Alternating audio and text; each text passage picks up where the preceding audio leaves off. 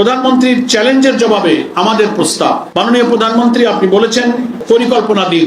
আমরা বলছি পরিকল্পনা 21শে মে থেকেই সরকারের কাছে জমা আছে। আপনি বলেছেন ভালো পরিকল্পনা হলে বাস্তবায়ন করবেন। আমরা বলছি বিরোধী দলের 10 দফা এবং সংসদীয় বিশেষ কমিটির 12 দফাকে সামনে রেখে আজ থেকেই একটি যৌথ বাস্তবায়ন কাঠামো তৈরি করুন। মাননীয় প্রধানমন্ত্রী তারেক রহমান ওরফে তারেক বিন জিয়া ভাইরাল হতে যে ফেসে গেছেন মুহূর্তের মধ্যে। তারেক রহমান ভেবেছিলেন যে আমি আজকে এমন একটা কথা বলবো, সবাই বলবে এবার এনসিপি জামাতকে বাস একটা দিছে, সবার মুখোমুখি থাকবে। দেখছো প্রধানমন্ত্রী কি মেধাবী, কি জ্ঞানী, কি উপস্থিত গতি, কি সেন্স অফ হিউমার।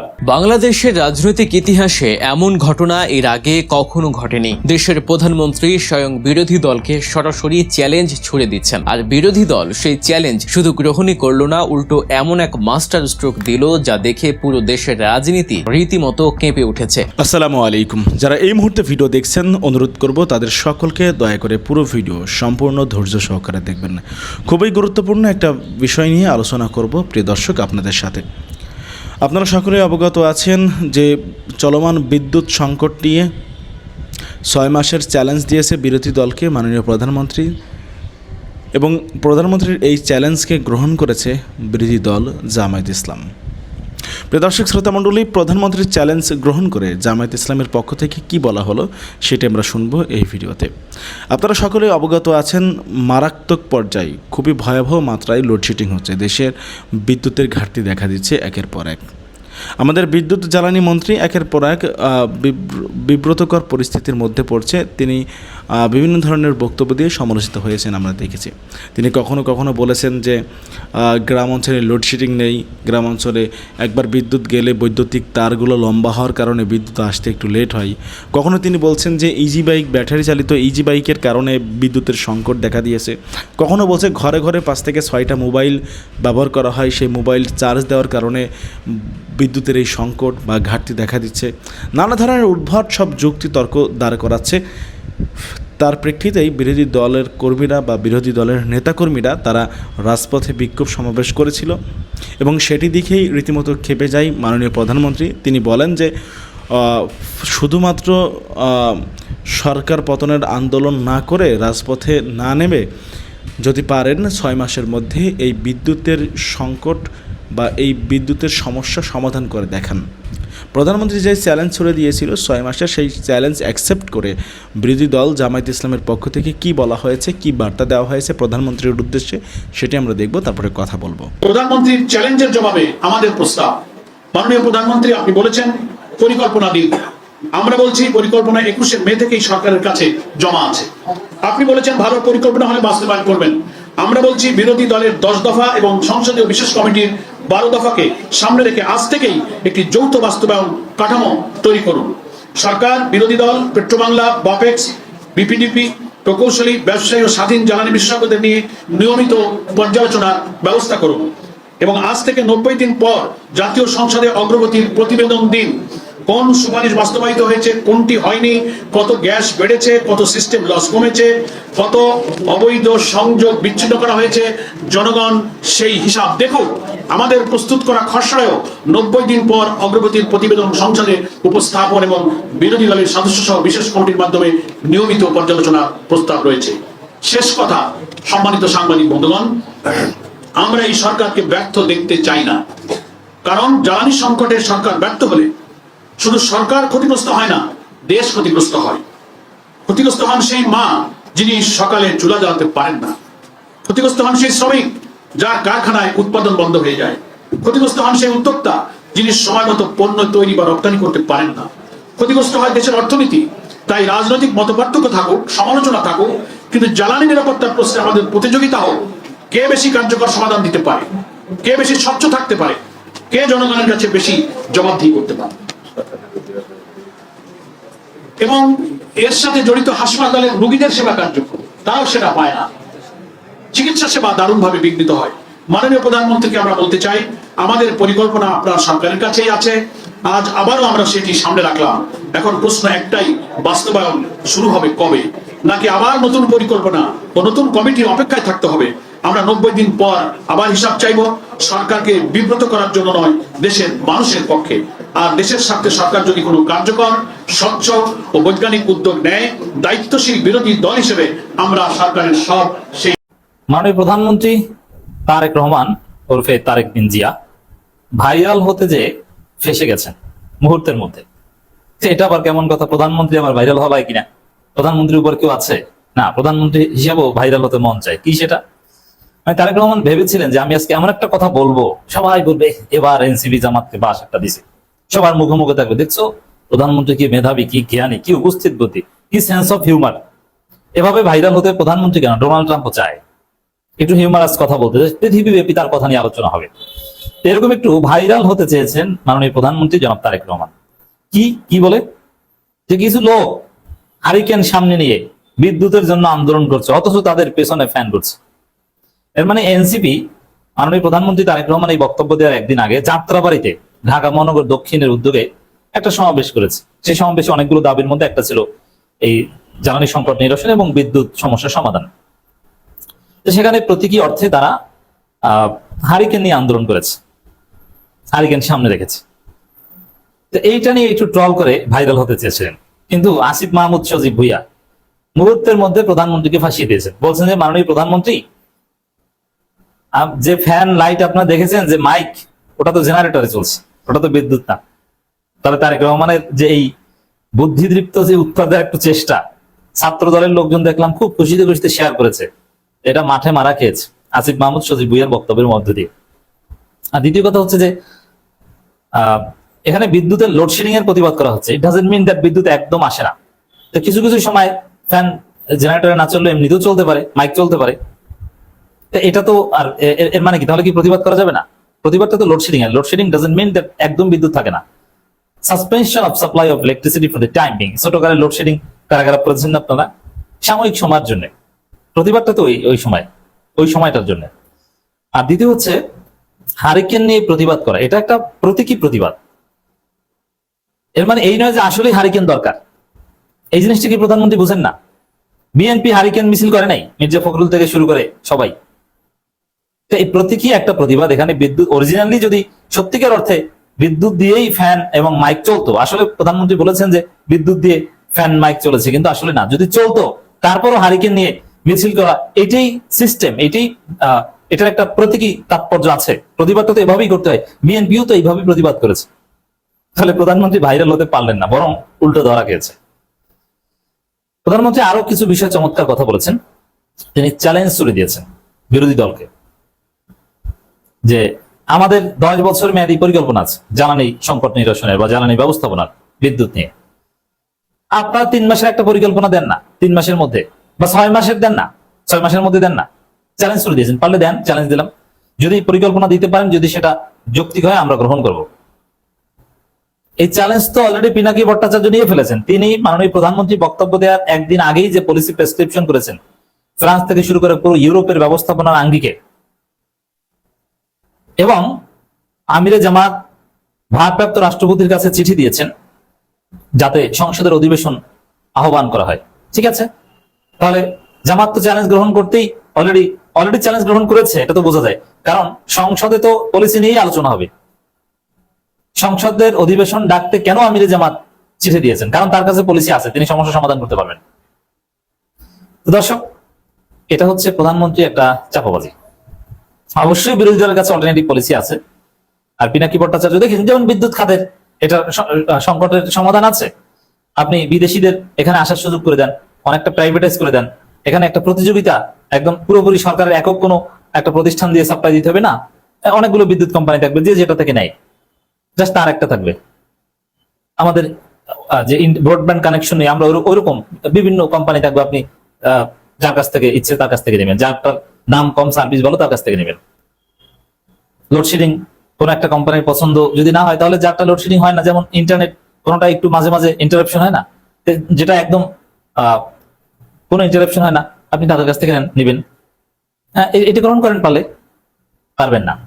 বিরোধী দল চ্যালেঞ্জ গ্রহণ করে যৌক্তিক পলিসি প্রেসক্রাইব করতে পারলেও আপনি গ্রহণ করতে পারবেন না। আমরা যদি পাল্টা চ্যালেঞ্জ দিই, আমরা পলিসি দিব, আপনি কি গ্রহণ করতে পারবেন? চ্যালেঞ্জ দিলাম, পারলে গ্রহণ করুন, পারবেন না। কেন পারবেন না? বিভিন্ন অলিগার্কদের কাছে আপনি ধরা। ভারতের কাছে কিছুটা হলো ধারা। আপনাকে ব্যালেন্স করতে হয় যে যুক্তরাষ্ট্র কি মনে করবে, এবং এগুলো নিয়ে কাজ করতে গেলে আপনি মাঝে মাঝে বেকায়দায় পড়েন। বরং আপনি যৌক্তিক পলিসি গ্রহণ করতে পারবেন না, বাস্তবায়ন করতে পারবেন না। যেমন এই যে গ্যাস সংকটটা, ওই যে বলা হয় যে এলএনজি খালাস করতে পারছিল না, আসলে বিষয়টা ওটা না, আসল ঘটনা বেরিয়ে এসছে। সেটা হচ্ছে যেমন এই যে এলএনজি টার্মিনাল, এটা আগে যুক্তরাষ্ট্রের কাছে ছিল, এখন চীনকে দিয়েছে। যেখানে যুক্তরাষ্ট্রের কাছে দেওয়া মানে চীনকে এখানে মহেশখালীতে কুতুবদিয়া এইসব জায়গায় আনা, এতে যুক্তরাষ্ট্র ভারতের আপত্তি ছিল, কিন্তু এখন চীন এখানে এসেছে, বিএনপি সরকার চীনকে দিয়েছে। পিটার হাসের কোম্পানি আছে, চীনকেও দিয়েছে, এবং এটা ওরা সহ্য করতে পারেনি, যার ফলে ওরা কৃত্রিম সংকটটা তৈরি করেছে।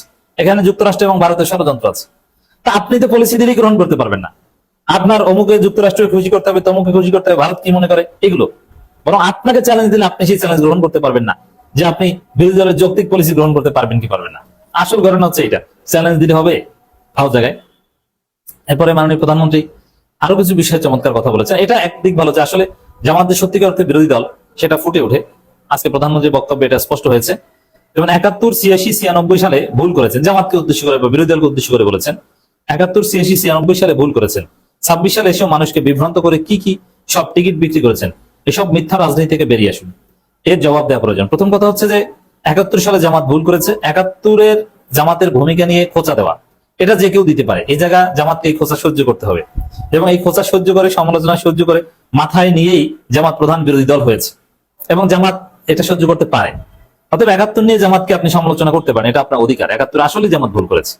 86-তে জামাত ভুল করেনি, আপনারা বেকায়দায় পড়েছেন, এখন জামাতকে উল্টা ফ্রেমিং করার চেষ্টা করছেন।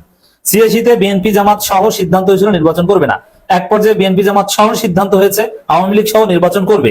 নির্বাচন করে নির্বাচনের মধ্য দিয়ে এরশাদের পতন ঘটাতে হবে, প্রয়োজনে আমরা একসাথে পদত্যাগ করব, এরকম সিদ্ধান্ত হয়েছিল। কিন্তু এক পর্যায়ে বিএনপির সিনিয়র নেতারা সবাই নির্বাচনে অযোগ্য হয় নানান কারণে, আদালতের মাধ্যমে। এখন বিএনপি নির্বাচনে অংশগ্রহণ করতে পারে না, কিন্তু কথা ছিল নির্বাচনে অংশগ্রহণ করবে। এই কারণ বিএনপি নির্বাচনে অংশগ্রহণ করতে পারে না বলে নির্বাচন বর্জন করেছে। কিন্তু জামাতের যেহেতু সমস্যা ছিল না, আওয়ামী লীগের সমস্যা ছিল না, তারা নির্বাচনে অংশগ্রহণ করেছে, এবং জামাত সবার আগে সংসদ থেকে পদত্যাগ করেছে। তো জামাত নির্বাচন করে সংসদ থেকে পদত্যাগ করে এরশাদকে বেকায়দায় ফেলেছে, এটা বলে না। আর উল্টা আন্দাজের উপর জামাতকে 86-র বেঈমান বানায়, এটা মিথ্যাচার। 96-তে বিএনপি তত্ত্বাবধায়ক সরকারের বিরোধিতা করেছে, জামাত তত্ত্বাবধায়ক সরকারের পক্ষে আন্দোলন করেছে, জামাত মোটেও ভুল করেনি। 26-এ কোনো জান্নাতের টিকিট কিছু বিক্রি করেনি। এখন লোডশেডিং এর আপনাদের ব্যর্থতার সমালোচনা করছে, এটা কি ভুল? না, এটা ভুল না, জামাত সঠিক পথে আছে। তারেক রহমান, আপনি ভাইরাল হতে পারলেন না, আসিফ মাহমুদ সজীব ভুঁইয়া আপনাকে ফাঁসিয়ে দিয়েছে। বাংলাদেশের রাজনৈতিক ইতিহাসে এমন ঘটনা এর আগে কখনো ঘটেনি। দেশের প্রধানমন্ত্রী স্বয়ং বিরোধী দলকে সরাসরি চ্যালেঞ্জ ছুড়ে দিচ্ছেন, আর বিরোধী দল সেই চ্যালেঞ্জ শুধু গ্রহণই করল না, উল্টো এমন এক মাস্টার স্ট্রোক দিল যা দেখে পুরো দেশের রাজনীতি রীতিমতো কেঁপে উঠেছে। কেঁচো খুঁড়তে গিয়ে যেন আস্ত বিষধর সাপ বেরিয়ে এসেছে। প্রধানমন্ত্রী ভেবেছিলেন বিরোধী দলকে 6 মাসের আলটিমেটাম দিয়ে তিনি হয়তো তাদের কোণঠাসা করে ফেলবেন, জনগণের সামনে প্রমাণ করবেন যে বিরোধীদের কাছে শুধু সমালোচনায় আছে, কোনো সমাধান নেই। কিন্তু রাজনীতি যে কতটা অনিশ্চিত, আর হিসেবের খাতা যে এক মুহূর্তে উল্টে যেতে পারে, তার সবচেয়ে বড় প্রমাণ হয়ে রইল সাম্প্রতিক এই ঘটনাটি। নারিকেল সামনে নিয়ে বসে আছে, দেখেছেন ছবিটা? প্রধানমন্ত্রীকে প্রকাশ্যে ভুল প্রমাণ করে এমন এক গোপন সত্য ফাঁস করে দেয়া হলো, যা শোনার পর খোদ সরকারের নীতি নির্ধারকের রাতের ঘুম হারাম হয়ে গেছে। সরকার কি তবে নিজেদের পাতা ফাঁদেই নিজেরা পা দিল? দেশের স্মরণকালের ভয়াবহ লোডশেডিং চলছে, বিদ্যুৎ নেই, গ্যাস নেই, কলকারখানার চাকা প্রায় বন্ধ, সাধারণ মানুষের জীবন একেবারে ওষ্ঠাগত। ঠিক এমন এক সময় দমবন্ধ করা পরিস্থিতিতে মাননীয় প্রধানমন্ত্রী তারেক রহমান একটি রাজনৈতিক চাল চাললেন। তিনি সরাসরি বিরোধী দলের দিকে আঙুল তুলে বললেন, তাদের প্রতি আমি চ্যালেঞ্জ ছুড়ে দিলাম। যেসব সমস্যা রয়েছে সমাধানের জন্য তারা যদি ভালো কোনো পরিকল্পনা নিয়ে আসতে পারে, আগামী 3 মাস বা 6 মাসের মধ্যে যদি সমাধান করতে পারে, তবে তাদের প্রতিটি পরিকল্পনা আমরা বাস্তবায়ন করব। আর যদি তারা শুধু জনগণকে বিভ্রান্ত করে, তবে তাদের ক্ষমা চাইতে হবে। প্রধানমন্ত্রীর এই ঘোষণার পর রাজনৈতিক মহলে চরম উত্তেজনা। অনেকেই ভেবেছিলেন বিরোধী দল হয়তো এবার চাপে পড়ে যাবে, এত বড় জাতীয় সংকট, এর সমাধান তো আর মুখের কথা নয়। কিন্তু দৃশ্যপট বদলে গেল ম্যাজিকের মতো। জাতীয় নাগরিক পার্টি বা এনসিপির দক্ষিণ অঞ্চলের মুখ্য সমন্বয়ক এবং কুমিল্লা 4 আসনের সংসদ সদস্য হাসনাত আব্দুল্লাহ সরাসরি এই চ্যালেঞ্জ লুফে নিলেন। শুধু লুফেই নিলেন না, তিনি সরকারের চরম ব্যর্থতা আর অক্ষমতার পুরো চিত্রটা এমন ভাবে জাতির সামনে তুলে ধরলেন, যা ছিল একেবারে অভাবনীয়। হাসনাত আব্দুল্লাহ অত্যন্ত তীক্ষ্ণ ভাষায় জানিয়ে দিলেন, চ্যালেঞ্জ দেওয়ার আগে মাননীয় প্রধানমন্ত্রীর অন্তত এটুকু জানা দরকার ছিল যে এই সংকটের সমাধান ইতিমধ্যেই তার টেবিলে পড়ে আছে। হ্যাঁ, ঠিকই শুনেছেন, বিরোধী দল থেকে সমাধান অনেক আগেই দেয়া হয়েছিল। এনসিপির আহ্বায়ক এবং বিরোধী দলীয় চিফ হুইপ নাহিদ ইসলাম ইতিমধ্যেই বিদ্যুৎ সংকট সমাধানের একটি সুস্পষ্ট বৈজ্ঞানিক এবং পূর্ণাঙ্গ 15 দফার ব্লুপ্রিন্ট সরকারের কাছে জমা দিয়েছেন। এই 15 দফার মধ্যে স্বল্প মেয়াদী অর্থাৎ 30 দিনের জন্য 5টি, মধ্যমেয়াদী অর্থাৎ 6 থেকে 18 মাসের জন্য 6টি এবং দীর্ঘমেয়াদী 4টি সুনির্দিষ্ট প্রস্তাব রয়েছে। তাহলে প্রশ্ন হলো, প্রধানমন্ত্রী কেন বিরোধী দলের কাছে নতুন করে সমাধান চাইলেন? এখানেই বেরিয়ে এলো সরকারের সবচেয়ে বড় দুর্বলতা। হাসনাত আব্দুল্লাহ আঙুল তুললেন প্রধানমন্ত্রীর বিশাল বহরের মন্ত্রিসভার দিকে। মন্ত্রী, প্রতিমন্ত্রী, উপদেষ্টা আর বিশেষ সহকারী মিলিয়ে সরকারের মোট 62 জনের এক বিশাল বহর। জনগণের ট্যাক্সের টাকায় তাদের বেতন হয়, তারা ভিআইপি প্রোটোকল পান, অথচ এই 62 জনের কেউ একজনও বিরোধী দলে দেয়া সেই অত্যন্ত জরুরি সমাধান প্রস্তাবটি পড়ে দেখার সময় পাননি, কিংবা পড়লেও সেটি প্রধানমন্ত্রীর কান পর্যন্ত পৌঁছানোর যোগ্যতা বা সাহস তাদের নেই। হাসনাত আব্দুল্লাহ খুব সহজ একটি প্রশ্ন ছুড়ে দিয়েছেন জাতির কাছে, যে বিশাল টিম একটা সমাধান প্রস্তাব পড়ার যোগ্যতা রাখে না, তারা একটা দেশ চালাবে কিভাবে? হাসনাত আব্দুল্লাহ কেবল এখানেই থেমে থাকেননি, তিনি সরকারের ভেতরে চলা চরম অব্যবস্থাপনার এক অন্ধকার দিক উন্মোচন করেছেন। তিনি জানিয়েছেন, গত 6 মাসে প্রশাসনে যে হারে নগ্ন দলীয়করণ হয়েছে, তাতে ইনস্টিটিউশনাল মেমোরি বা প্রাতিষ্ঠানিক স্মৃতির আর কিছুই অবশিষ্ট নেই। সচিবালয়ে এখন যারা বসে আছেন তারা সম্পূর্ণ অনভিজ্ঞ, তারা কাজ বোঝেন না। কিছু অসাধু লবি গ্রুপের কথায় তারা পুতুলের মতো নাচছেন। এর ফলাফল কি হয়েছে? রাষ্ট্রের কাছে ভবিষ্যতের কোনো ফুয়েল প্ল্যান বা জ্বালানি পরিকল্পনা নেই। বিপদের সময় কোনো কন্টিনজেন্সি প্ল্যান বা আপদকালীন পরিকল্পনা নেই।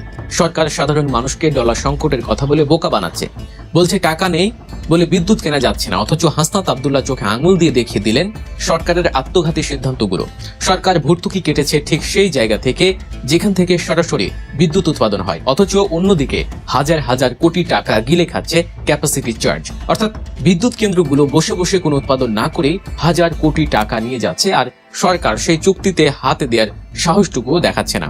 এর পাশাপাশি মহেশখালীর ভাসমান এলএনজি টার্মিনালে আগুন লাগার রহস্য নিয়েও তিনি প্রশ্ন তুলেছেন। দেশে জ্বালানি সরবরাহের অন্যতম প্রধান এই লাইফলাইনে হঠাৎ আগুন লাগলো কেন? এটি কি নিছক দুর্ঘটনা, নাকি এর পেছনে গভীর কোনো নাশকতা বা রক্ষণাবেক্ষণের চরম অবহেলা ছিল? স্বাধীন তদন্ত কমিটি গঠন করা হলেও আজ পর্যন্ত কেন সে রিপোর্ট আলোর মুখ দেখল না? সরকার কি কিছু লুকাতে চাইছে? এই প্রশ্নগুলো এখন দেশের লাখো মানুষের মনে। সবচেয়ে চমকপ্রদ বিষয়টি হলো, এই মহাসংকটের ভেতর থেকে বের হয়ে আসার এক জাদুকরী সমাধানের পথও দেখিয়ে দিয়েছেন হাসনাত আব্দুল্লাহ। সরকার দিনের পর দিন বলছে ডলার নেই, তাই শিল্প কারখানায় বিদ্যুৎ দেয়া যাচ্ছে না, উৎপাদন বন্ধ, শ্রমিকরা বেতন পাচ্ছে না, অর্থনীতিতে ভয়াবহ ধস নামার উপক্রম।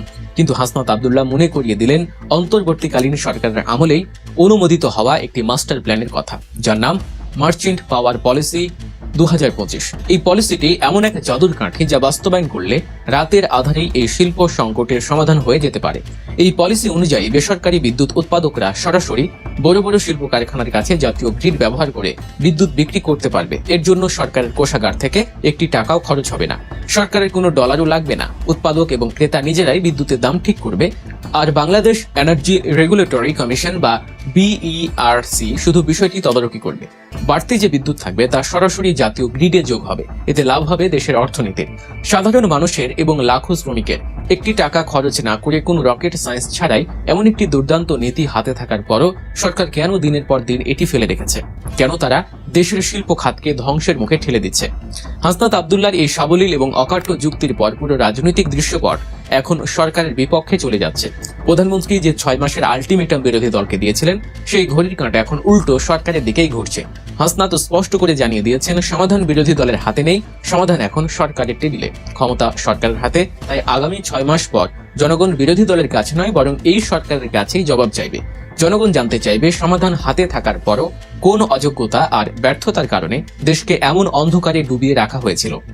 এখন দেখার বিষয়, বিরোধী দলের দেয়া এই সুনির্দিষ্ট 15 দফা রোডম্যাপ এবং মার্চেন্ট পাওয়ার পলিসির মতো অব্যর্থ সমাধানগুলো সরকার আদৌ আমলে নেয় কিনা, নাকি নিজেদের ইগো আর অযোগ্যতার বৃত্তে আটকে থেকে তারা দেশকে আরো গভীর অন্ধকারে নিমজ্জিত করে। আগামী 6 মাস সত্যি প্রমাণ করে দেবে এই ব্যর্থতার দায় আসলে কার। ভাবলাম যে না, এটা নিয়ে একটু কথা বলতেই হয়। মাননীয় প্রধানমন্ত্রী কোন একটা জনসভায় যে বলতেছেন যে বিদ্যুৎ নিয়ে বিরোধী দল আমার সম্পর্কে বা দেশের সম্পর্কে বা সরকার সম্পর্কে বা বিদ্যুৎ মন্ত্রণালয় সম্পর্কে উল্টাপাল্টা কথা বলতেছে। তারা বলতেছে কি বলতেছে, যে বিদ্যুৎ না দিতে পারলে গদিসার সামনে হারিকেন নিয়ে বসছে। হারিকেন চিনেন না আপনারা? হারিকেন নিয়ে বসছে, পিছনে ফ্যান চলতেছে। ভালো করে দেখেন, পিছনে কিন্তু ফ্যান চলছে। মারাত্মক কথা না, আমি শুনে না হাসতে হাসতে বলে গেলাম যে আসলে তো সামনে হাইকেল চলতেছে, মানে বিদ্যুৎ নাই, পিছনে ফ্যান চলতেছে। যদিও হাইকেলটা প্রতীকী ছিল, আমি সেটা ওই সময় মাথায় খামাই নাই, কিন্তু শব্দটা বা শব্দ চয়নটা বা প্রধানমন্ত্রীর এক্সপ্রেশনটা খুব ভালো লাগছে এবং এটা কিন্তু ভাইরাল হয়ে গেছে।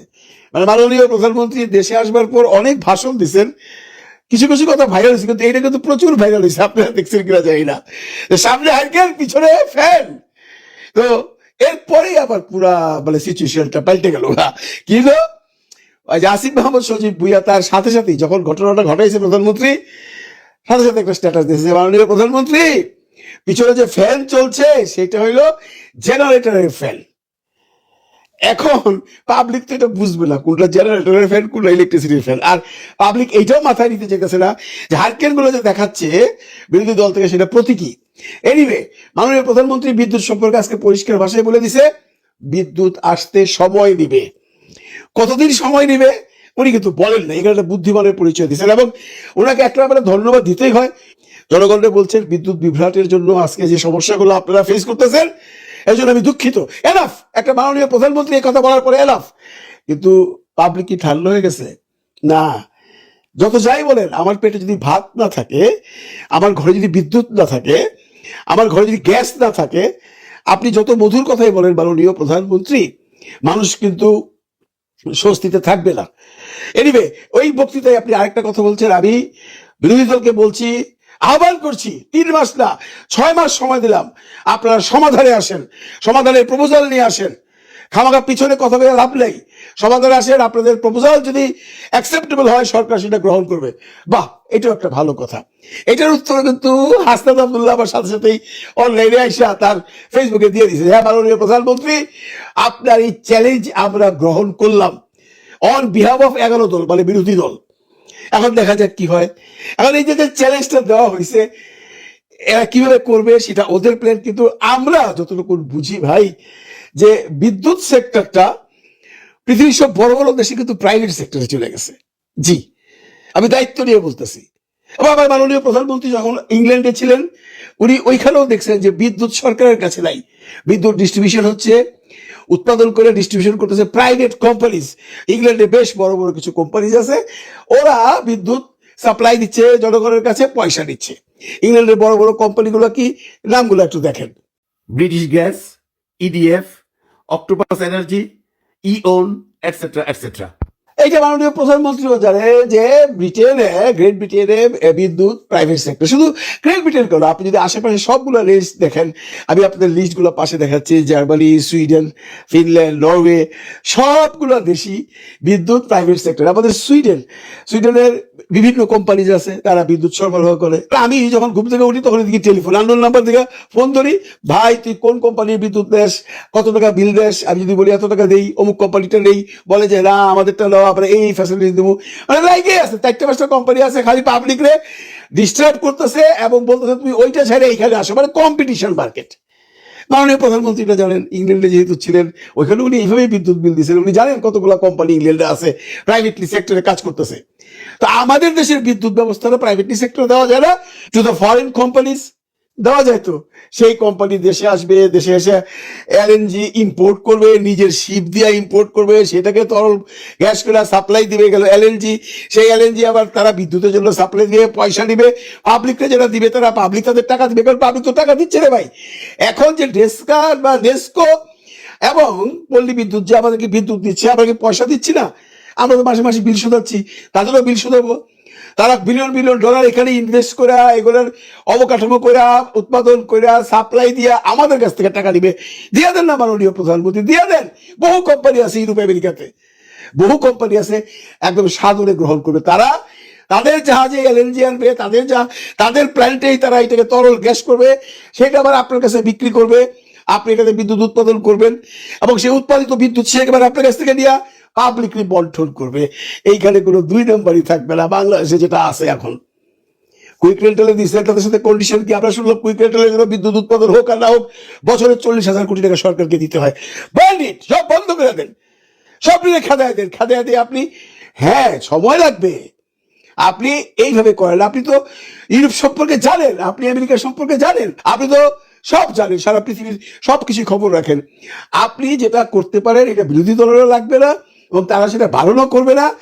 আপনি বিদেশি কোম্পানিকে ডাকেন, তাদের কাছে এই খাতটা ছেড়ে দেন, তারা উৎপাদন করবে। তারা কোন থেকে শিপ পাইব, কোন থেকে শিপ দিয়ে এলএনজি আনবে তাদের ব্যাপার, কারণ তাদের বিলিয়ন বিলিয়ন টাকা আছে, তারা ইনভেস্ট করবে, তারা সেটা আবার নিয়ে নিবে আমাদের কাছ থেকে। আমরা যারা এখানে তার গ্রাহক আছি তারা। দেখেন, আপনি এক কথা বলতেছেন, আপনার মন্ত্রীরা এক কথা বলতেছে, এখানে কিন্তু পাবলিক আরো কনফিউশনে পড়ে যেতেছে। মাননীয় প্রধানমন্ত্রী, দেখেন আমাদের বিদ্যুৎ মন্ত্রী উনি কি বলে সেটা আগে দেখি। উনি বলছেন দিন গোনা ও কিছু ম্যানেজমেন্ট ছাড়া কিছুই করার নাই। মানে প্রধানমন্ত্রী তো তাও বললো যে একটু সময় লাগবে, উনি বলতেছেন দিন গোনা ছাড়া আর ম্যানেজমেন্ট ছাড়া কোনো উপায় নেই। মানে দিন গোনা মানে এই দিনের গুলো শেষ নাই, 2 মাস 1 মাস 6 মাস যাই ইচ্ছা তাই বলতে পারেন আপনি। আমাদেরকে এইভাবে যদি বলেন, জনগণ কি এই জন্য আপনাকে ভোট দিছিল? আপনারা যে কথায় কথায় বলেন যে আগের সরকার সব শেষ করে দিয়ে গেছে, কোটি কোটি টাকা লোন করে থয়ে গেছে, একটা টাকা নাই, বিদ্যুতের সব নষ্ট করে থয়ে গেছে, ইলেকশনের আগে আপনারা জানতেন না? আপনারা তো পলিটিশিয়ান, আপনারা পলিটিশিয়ান না, আপনার খবর হয় না সরকার কি কি করতেছে যখন বিরোধী দলে ছিলেন বা যখন সরকারে ছিলেন না। 17 বছর যখন আন্দোলন করছেন, সরকারের সব স্ট্যাটিস্টিক্স তো আপনাদের জানা আছে। আপনারা যখন দেখলেন সরকার এভাবে কোটি কোটি ডলার নিয়ে গেছে না, আপনারা তখন কেন এবারে ক্ষমতায় আসলেন বা ক্ষমতায় আসার আগে কেন প্রমিস করলেন আমরা দেশকে একদম সোনার বাংলা বানিয়ে দিব? তখন কেন বলেন নাই সরকার সব টাকা নিয়ে গেছে, আমরা যদি ক্ষমতায় আসি আমাদের কিন্তু সময় দিতে হবে ভাই, আমাদেরকে বিদ্যুতের জন্য সময় দিতে হবে, শিক্ষার জন্য সময় দিতে হবে, অবকাঠামোর জন্য সময় দিতে হবে, রাস্তাঘাটের জন্য সময় দিতে হবে। সেটা তো বলেন নাই। বলছেন যে ভোট দেন, আমরা পাশ করে সমস্ত প্রবলেম সলভ করে দেবো। কাজে আগের সরকার বলে লাভ নাই। আগের সরকার বলে আওয়ামী সরকারই বলেন আর ইউনুস সরকারই বলেন, ইউনুস সরকারের সময় বিদ্যুতের কোনো ঝামেলা ছিল না। এখন অনেকেই প্রশ্ন করতেছে এখন কেন শুধু ইউনুস সরকার, কেন আওয়ামী লীগের সময় এত বিদ্যুতের ঝামেলা ছিল না? আপনাদের মধ্যে এমন কি হইলো যে রাতারাতি এমন অবস্থা হয়ে গেল যে আপনারা কোনো মন্ত্রী মহোদয়রাই বলতে পারতেছেন না কবে বিদ্যুৎ আপনারা ঢালাওভাবে বাংলাদেশি মানুষদের দিতে পারবেন? এত যদি পূর্ববর্তী সরকারের প্রতি আপনাদের আক্ষেপ থাকে বা তাদের অপকর্ম জানা থাকে, সেগুলো আমাদেরকে আগে বলা উচিত ছিল। পাশ করে সিটে বসে বললে তো আমরা বিশ্বাস করবো না, তাই না? তারপরে দেখেন এই একই সরকারের প্রতিমন্ত্রী কি বলেন, উৎপাদন সক্ষমতা থাকলেও জ্বালানির হবে বিদ্যুতের ঘাটতি। মানে আমাদের দেশে উৎপাদনের সক্ষমতা 30,000 মেগাওয়াটের মতো উৎপাদন হয়, কিন্তু জ্বালানির অভাবে, জ্বালানি মানে হয় কয়লা নয় গ্যাস, কয়লা তো পুষাইতে পারলে গ্যাস, তো গ্যাসের অভাবে আজকে এই ঘাটতি রয়েছে, এটা তো আমরা সবাই জানি। এবং গ্যাস কেন নাই সেটাও আমরা জানি। মহেশখালীর একটা প্ল্যান্ট পুড়ে গেছে, ভাসমান একটা প্ল্যান্ট, সেটা ঠিক করতে হবে। সেটা ঠিক করলেই কি বাংলাদেশের সমস্ত বিদ্যুতের সমস্যার সমাধান হয়ে যাবে? আর জ্বালানি কিনবেন, জ্বালানি তো কিনা আনেন বাইরের থেকে। আপনারা জানেন কিনা বন্ধুরা, এই যে জ্বালানিটা আসে মানে গ্যাস যেটা বিদেশ থেকে আসে, এটা কন্টেনার আসে, সে কন্টেনার কিন্তু গ্যাস থাকে তরল হয়ে যায়, পানি হয়ে যায়, 160 সেন্টিগ্রেডের পানি বানায় ফেলে আইনা। এইটা না আবার দেশে আইনা যে মহেশখালীতে ওয়ার্ম আপ করে গ্যাস বানায়। এই যে এলএনজি গুলো আসে এবং ওয়ার্ম আপ হয়, এইটাই হলো মেইন সমস্যা। ওইটা বন্ধ হয়ে গেছে আমরা বুঝতেছি, কিন্তু এক মহেশখালীর গ্যাস প্ল্যান্ট দেওয়া যদি আপনি এটা করতে চান তাহলে তার অল্টারনেটিভ তো কিছু আপনাদের রাখা উচিত ছিল। 6 মাস হয়ে গেল। প্রিয় দর্শক, আপনারা দেখতে পারলেন ব্যক্তিগত অভিব্যক্তি অবশ্যই কমেন্ট করবেন, আপনারা কমেন্টে জানাবেন আপনাদের মতামত এবং ওপিনিয়নটা কি থাকবে, আপনারা কি বলতে চান। চলমান যেই বিদ্যুতের যে সংকট, যে ঘাটতি দেখা দিয়েছে সেটি নিয়ে আপনাদের আসলে কি বলার রয়েছে। আসলে একটা কথা না বলে এখানে পারা যাচ্ছে না যে মাননীয় প্রধানমন্ত্রীর উচিত ছিল যে চ্যালেঞ্জ ছুড়ে না দিয়ে, চ্যালেঞ্জ কোনো সমাধান নাই, চ্যালেঞ্জ না করে সবাইকে নিয়ে একসাথে বসে এই সংকট কিভাবে মোকাবেলা করা যায়, কিভাবে বিদ্যুতের এই সমস্যার সমাধান নিয়ে আসা যায়, সেটি সকলেই আলোচনার ভিত্তিতে একসাথে মিলেমিশে সমাধান করা। কিন্তু তিনি উল্টো চ্যালেঞ্জ ছুড়ে দিয়েছে বিরোধী দলকে। হ্যাঁ, দেশের জন্য, দেশের মানুষের জন্য আসলে মনে হয় না কেউ কাজ করে। সব দলীয় স্বার্থ, নিজ ব্যক্তি স্বার্থ হাসিলের জন্য রাজনীতি করে, সেটাই মনে হচ্ছে। অতীতে যা দেখেছি এখনও তাই দেখছি, একই রকম, একই বিষয়, একই গতিতে এগোচ্ছে দেশ। মাত্র কয়েক মাস হলো সরকার গঠন করেছে বিএনপি। এই কয়েক মাসের মধ্যে নানা ধরনের সমালোচনা, বিতর্কের মুখে পড়তে দেখেছি বিএনপি সরকারকে। আশা করি ভবিষ্যতে এই ভুল ত্রুটিগুলো শুধরিয়ে সমাধানের পথে হাঁটবেন সরকার, কোনো প্রকার চ্যালেঞ্জ না দিয়ে তারা একসাথে সকলকে নিয়ে বসে আলোচনার ভিত্তিতে সমস্যার সমাধান করার সিদ্ধান্ত গ্রহণ করবেন। মাননীয় প্রধানমন্ত্রীর কাছে এই প্রত্যাশাই থাকবে। ভালো থাকবেন প্রিয় দর্শক, আপনারা জানাবেন আপনাদের প্রতিক্রিয়া, অভিব্যক্তিটা আপনারা কি বলতে চান। জামায়াত ইসলামী কিংবা বিরোধী দলের পক্ষ থেকে চ্যালেঞ্জ অ্যাকসেপ্ট করে যে কথা বলা হয়েছে সেটি নিয়ে আপনারা কি বলতেছেন, এবং আপনারা জানাবেন আপনারা কি মনে করেন যে প্রধানমন্ত্রীর চ্যালেঞ্জ ছুড়ে দেওয়া বিরোধী দলের প্রতি এটি কি ঠিক হয়েছে, আপনারা কি মনে করছেন জানাবেন। চ্যানেলে নতুন হলে চ্যানেলটি অবশ্যই সাবস্ক্রাইব করে পাশে থাকা বেল বাটনটি ক্লিক করে রাখবেন পরবর্তী সমস্ত আপডেট সকলের আগে সবার আগে পাওয়ার জন্য। আল্লাহ হাফেজ।